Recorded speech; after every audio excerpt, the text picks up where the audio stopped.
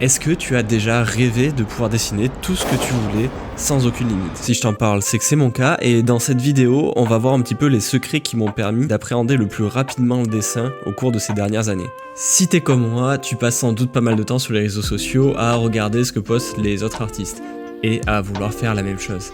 Il y en a certains qui semblent pouvoir dessiner super facilement n'importe quoi et parfois même sans modèle, alors que de ton côté, dessiner juste une plante, c'est mission impossible. Ouais, j'aime bien dessiner les plantes. Alors comment ils font? Est-ce qu'ils ont des pouvoirs magiques ou alors est-ce qu'ils prennent tous de la Alors non, je te rassure, toi aussi tu peux atteindre ce niveau et il y a plusieurs étapes pour y arriver. Et aujourd'hui, je suis là pour t'en parler. Quand vous regardez le dessin, vous voyez la fin du dessin. C'est assez décourageant et surtout vous savez même pas par où commencer en fait. Alors si, vous avez bien en tête l'idée de faire un croquis, sauf que vous vous retrouvez souvent avec tout un tas de petits problèmes bizarres de proportion, vous commencez à retoucher un endroit et le dessin paraît de plus en plus bizarre. Le secret pour maîtriser facilement ça, c'est la géométrie. Si, en fait, dessiner au feeling, ça marche pas toujours, et plus on a de repères dans son dessin, plus on minimise les chances de se tromper et de dessiner une chèvre à la place d'un cheval.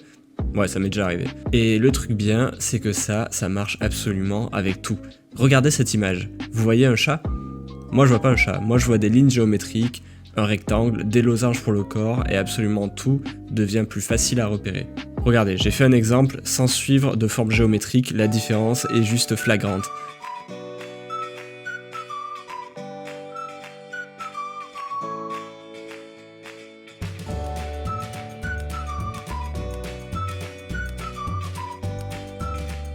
Il suffit de trouver les formes géométriques dans le dessin et de les reproduire sur le papier, et seulement après de faire le détail. Pour les visages, c'est la même, je fais des formes géométriques, des lignes, des traits qui me servent de repères. Et ne dessinez pas tout d'un coup, mais petit à petit. Si vous faites une erreur, ce sera bien plus facile de revenir en arrière.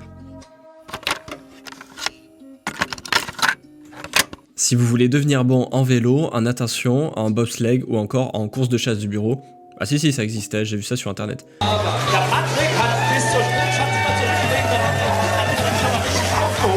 Eh ben, il faut s'entraîner, il faut de la discipline, et pas que ce soit un événement exceptionnel du genre la bonne résolution du 1er janvier. Alors je vous dis pas de vous mettre la pression, il faut que ça reste un plaisir.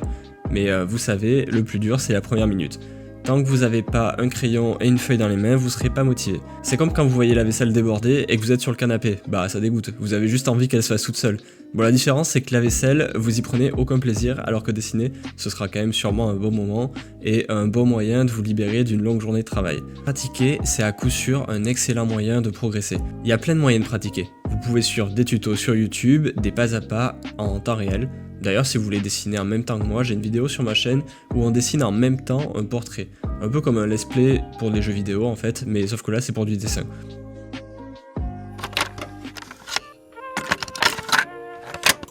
Vous avez déjà fait de la peinture? Perso, moi j'adore l'aquarelle et je trouve ça super reposant.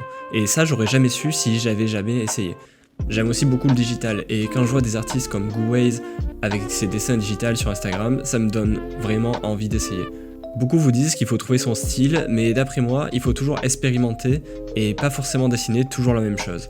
Ça va bien sur les réseaux sociaux pour avoir un joli feed, mais au-delà de ça, il vous faut découvrir ce que vous aimez vraiment. Des fois, j'ai un peu l'impression que choisir son style, c'est comme choisir son métier, alors qu'en réalité, c'est pas forcément votre métier et c'est plus flexible que ça. J'ai que 24 ans et pour certains ici, je suis vieux. Et pourtant, j'aime beaucoup de techniques différentes et c'est pas forcément une faiblesse. En tant qu'artiste, on a la peur du jugement. J'ai jamais fait d'école d'art et mes méthodes, je les ai apprises sur le tas, grâce à YouTube, où je les ai même créées parfois par moi-même. Il y a toujours une part de moi qui se dit « Mais attends, comparé à tel artiste, je devrais même pas avoir le droit de faire ce tuto ou ce genre de vidéo. » Mais on remet les choses dans son contexte et on comprend petit à petit que l'art c'est pas un chemin, mais plutôt un gros réseau routier 4 voies où chacun choisit d'aller là où il le souhaite. Et aucun chemin n'est réellement meilleur qu'un autre. On a une époque incroyable où grâce à internet, on a une diversité de ressources infinies pour apprendre ce que l'on souhaite. Donc il faut en profiter.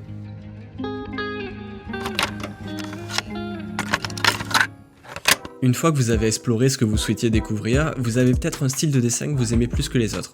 Peut-être que vous aimez dessiner les arbres plus que tout. Peut-être vous voulez dessiner des corps humains dans plein de positions différentes. Il y a des choses plus simples ou plus complexes, mais s'attarder précisément pendant un mois sur un point précis, ça peut vous aider à progresser. Le sujet de l'anatomie par exemple. c'est super vaste, mais l'apprendre va vous offrir une liberté en plus dans beaucoup de dessins. Et ça va aussi vous soulager d'un stress de ne pas savoir comment dessiner quelque chose. Donc tous ces éléments sont utiles, mais il y a aussi quelque chose qui m'aide moi beaucoup, personnellement, à réaliser mes dessins. J'ai appelé ça le drawing board. Bon, en fait, ça n'existe pas vraiment comme mot, mais j'ai pas trouvé d'autre manière de l'appeler. En fait, quand je commence à dessiner quelque chose, j'ouvre plein de références sur mon PC et j'essaye avec toutes ces références de créer un nouveau dessin. Parfois, j'utilise Canvas pour en créer. Donc en premier, je vais sur Pinterest pour chercher toutes les images qui m'inspirent pour mon dessin, puis j'ai juste à les glisser directement dans Canvas pour les sélectionner et avoir ce qu'on appelle un vision board. Ça permet de combiner tous les styles et les éléments que j'aime dans des dessins pour imaginer le mien. Autre exercice très utile, vous pouvez dessiner des poses différentes ou en imaginer. Vous pouvez imaginer un personnage qui saute, qui marche, qui tend un bras ou qui effectue une action en particulier. Pour commencer, vous pouvez chercher des références sur internet et petit à petit vous en éloigner. Vous allez pouvoir combiner ces nouvelles poses avec la géométrie et vous allez voir qu'avec beaucoup de repères, elles sont plus simples à réaliser. Et j'ai une dernière astuce qui va bien vous aider. Avoir un challenge, c'est un peu comme tracer une ligne rouge que vous allez devoir suivre quoi qu'il arrive.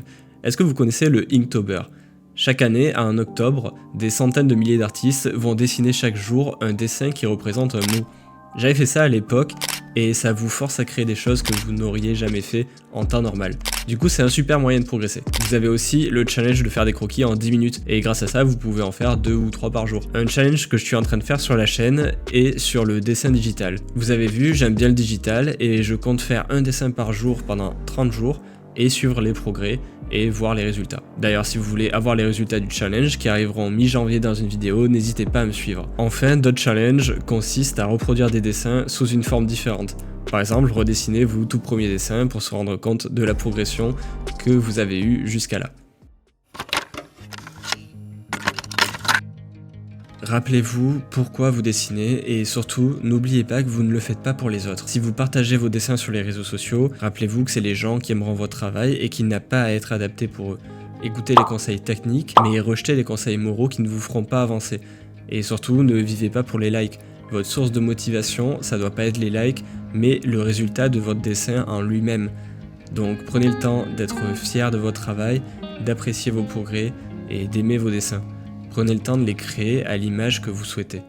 On arrive à la fin de cette vidéo. N'oubliez pas le like et un commentaire. On se retrouve en janvier pour la prochaine vidéo sur mon challenge que je vous parlais tout à l'heure. Et jusqu'à là, je vous souhaite des très bonnes fêtes de fin d'année. Salut à tous!